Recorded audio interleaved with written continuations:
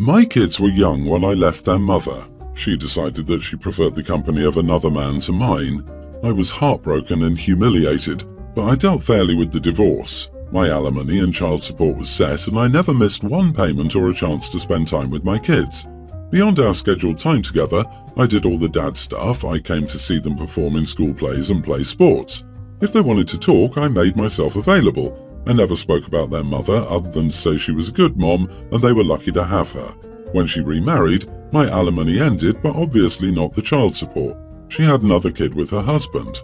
When my kids were 18 and 17, their mom was diagnosed with cancer and it was very aggressive.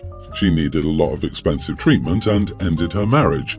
He left because of the debts and he couldn't care for her. I don't really know more than that. She didn't make it 5 years. I felt bad at the time, but it had nothing to do with me anymore.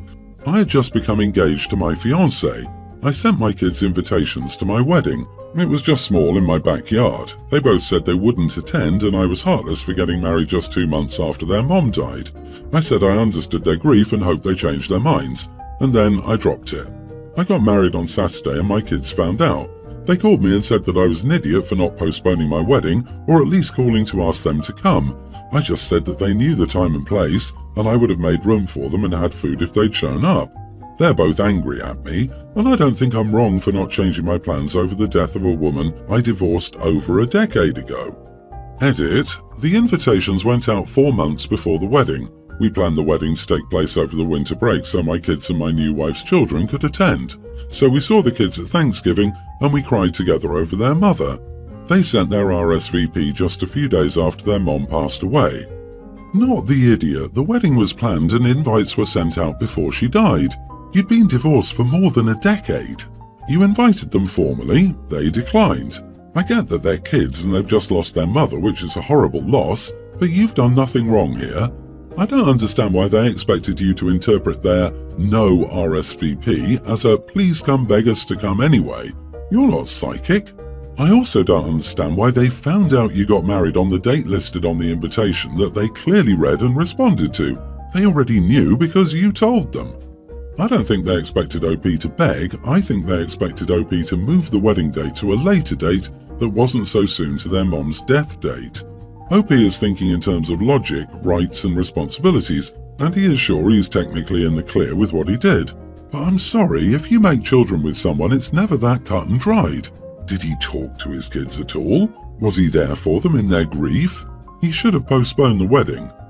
Disagree. The grief wouldn't have passed in 2 or 4 months too, so if OP had tried contacting them to get them to reconsider, then he would have been considered the most insensitive, heartless, cruel person by the sons. How could he ask us to consider attending the wedding when we just attended Mom's funeral? OP, you didn't do anything wrong, they may be just looking for someone to blame. I hope it'll pass and they'll come to their senses. Agree. You didn't purposely get married 2 months after their mother died to hurt anyone. I also don't think they are idiots for being hurt and grieving. I just think they're taking their pain out on you, which isn't fair, but I don't think it makes them idiots.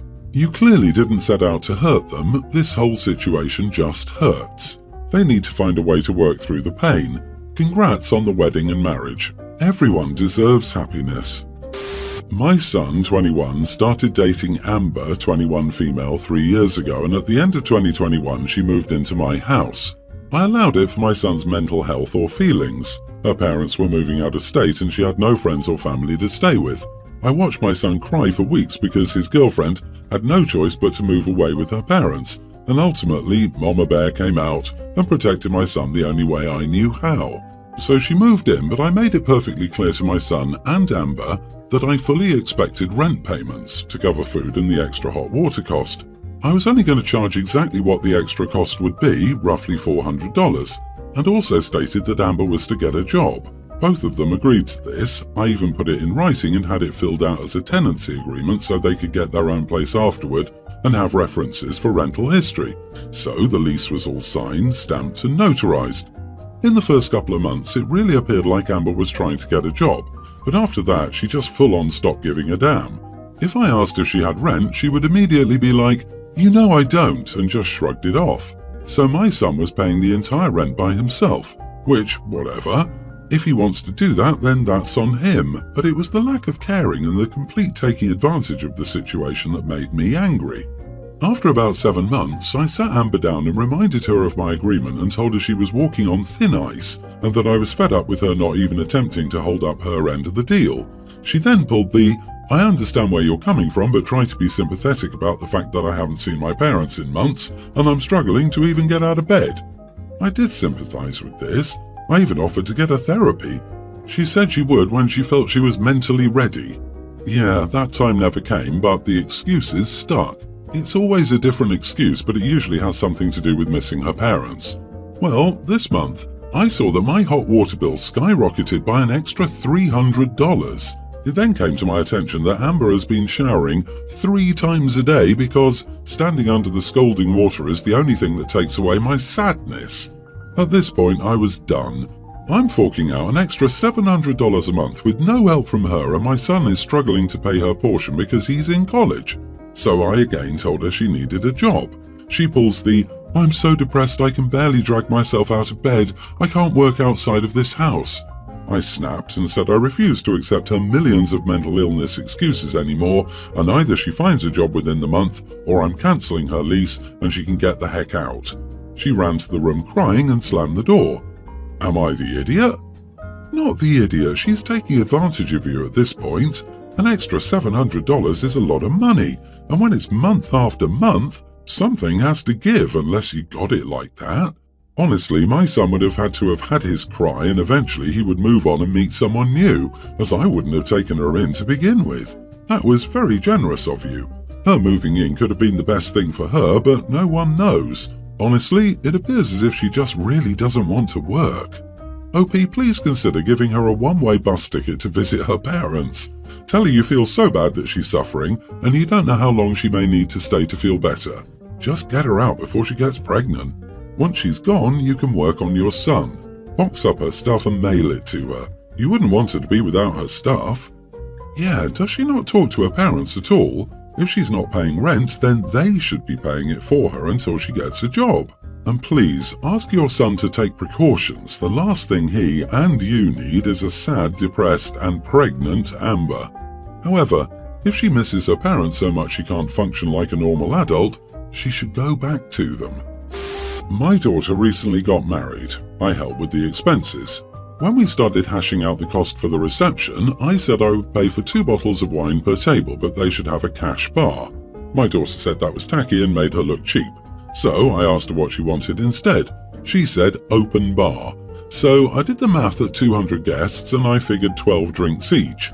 I gave her enough extra money to purchase that much and told her I didn't want to rent the hall. I would write her a check for the costs, but I didn't want my name on any contracts. My wife said I was being an idiot, but ultimately agreed with me just giving them money and not getting involved. The reception went about like I expected. The insurance didn't cover intentional damage, and there was one DUI that thankfully was stopped before one friend got to public roads, but not before he damaged multiple cars in the parking lot. That also caused several altercations that involved the police. All in all, your average intoxicated stupidity. The damages to the hall and other stuff were actually several times more than my cost for the open bar. My daughter and son-in-law had to use a good chunk of their wedding gift money to pay. I feel like an idiot for not insisting that they limit drinking, and they're calling me an idiot for making them use the money they'd planned on their honeymoon and setting up their new home. Not the idiot. Seriously. So instead of going after their friend who caused the damage, they believe you should pay for it? The entitlement is strong in those two. An open bar doesn't automatically lead to issues. I had one at my wedding, and it was just fine. It's not your fault that apparently her adult friends can't drink responsibly. Huh. Your daughter thought 2 bottles of wine per table was tacky. Sounds like their frat-style party was super classy though. Also interesting how they're married and probably thinking they're real grown-ups now, but they believe mom and dad should pay for the damages that are a direct result of the free-flowing booze they provided. This is just mind-blowing. This doesn't sound like people who are ready for adulthood. However, all the guests that caused the damage should have to pay for the damages they caused.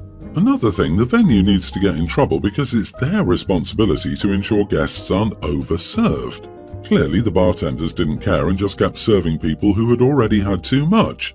I've been a bartender for almost 10 years, and I've done hundreds of weddings. I get that it's a wedding and there's an open bar, but when it's time to cut someone off, you cut them off. If other people are getting them drinks after you cut them off, it's your job as a bartender to make management and security aware of what's going on so that they can act accordingly. No way should your daughter have to pay for all those damages alone. She should countersue the venue for over-serving guests, if possible, and make the guests who caused the damage to pay up. My daughter, Di, 18, is naturally very smart but also very lazy. We live in New Zealand where you do 3 years worth of exams. In the first 2 years she excelled excellently and was in the top 5% of her year group. This year, however, I just got an email that she didn't pass the year, let alone get university entrance, 2 different sets of requirements. This means that entry into her course and halls of residence has been revoked. I'm obviously furious and disappointed in her. She would now be considered in the bottom 5% of her school. We were at our family friends a couple of days ago, where all of the teens who had just finished high school were discussing their future plans. Di mentioned how she was going to take a couple of years off from school, where she wanted to continue working to become more independent, and then be a camp counselor, Camp America, for the summer, where she went on about confidence and all that BS.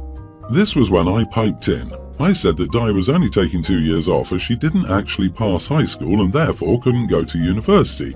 I then stated how the mentioning of 2 years was manipulatively stated, as a 2-year wait would allow her to go to university through adult entry, despite failing high school, and was therefore not a choice she made.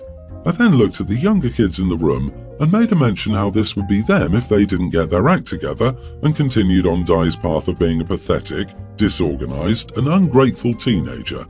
Di started crying, which she never does, so I felt a little bad, but then realized she brought this on herself. As a final statement on the topic, I said that she can't just lie to everyone about her future plans because she's embarrassed by the consequences of her own actions. If she didn't want to be embarrassed, she shouldn't have ended up in this situation. I got a message from one of the parents last night asking if Di wanted to go away for a week with their family. She said that Di seemed like she needed a break, and she especially noticed it after the exam results. Di hasn't spoken to me since she got her results, and I can barely look at her without feeling so angry. So, of course, I agreed. When she came to pick her up, however, she dared to say I needed to let it go and think about if it was the right decision to share her personal information with the others. She said she was ashamed on my behalf before abruptly leaving. I don't believe I said anything wrong, as it was wrong of Di to lie about the reasons behind her future plans, when she needs to own up to it. However, the comment from the other parent took me by surprise. I do think about her well-being. My husband passed away 5 years ago, so if he had passed away during this year, I would have understood, but he didn't. It's laziness that got her here, no other external factors.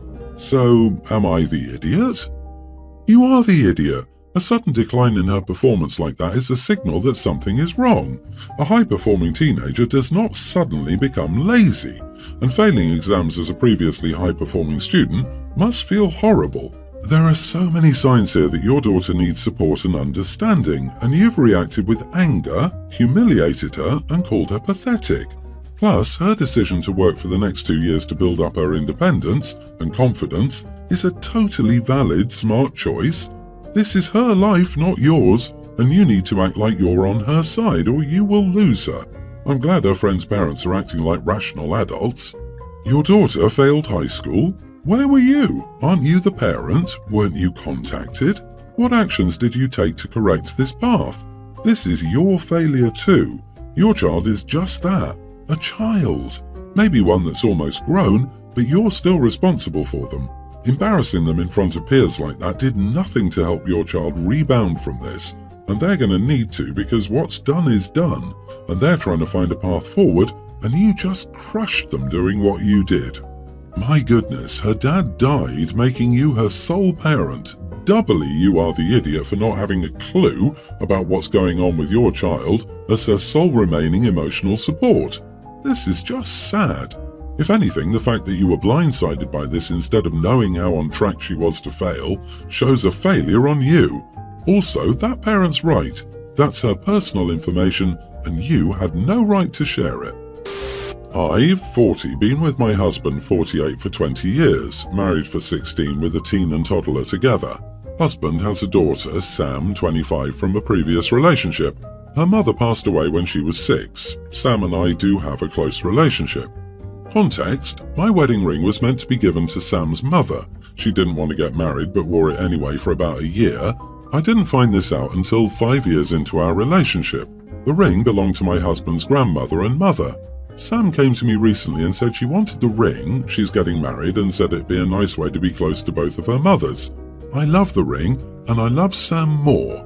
I spoke to my husband about it, and he was so against it. He said his mother told our teen that she'd get the ring. My daughter does love the ring, and he got upset and then told my daughter, who got upset too. I told him that it meant a lot to Sam. He seemed to back off and finally agreed, but said, "It was my mother's, she wants it to go to our teen." His argument is that both have an equal right to the ring. He said it's my choice, but he knows he and his mother will be upset if I give it to Sam. Mother-in-law likes Sam, but she does prefer my middle child as she's her first official grandchild, aka born when my husband and I were married. I might get another ring. My husband and I are renewing next year, so I'll probably get another ring then. So, am I the idiot for giving Sam my wedding ring against my husband's wishes? Not the idiot, OP. The ring should go to Sam. It's a very sweet gesture that you consider her as the first daughter of your husband. It's fair and she'll be grateful to you forever. Your mother-in-law shouldn't have spoken out of place, promising the ring to your teen daughter. It was not cool. What you can do is have a piece of jewelry that you can get and promise to your teen. Something special that will be only hers. But I applaud you for putting your stepdaughter first and not separating her from your family. Talk to your husband about it. He needs a lesson in compassion. The very fact that you typed this "I love the ring, I love Sam more" entitles you to a lifetime get out of idiot jail card. LOL. Give Sam the ring. It's a connection to both of her moms. You can give your other daughter your vow renewal ring someday. Not the idiot, and also an amazing mom and stepmom.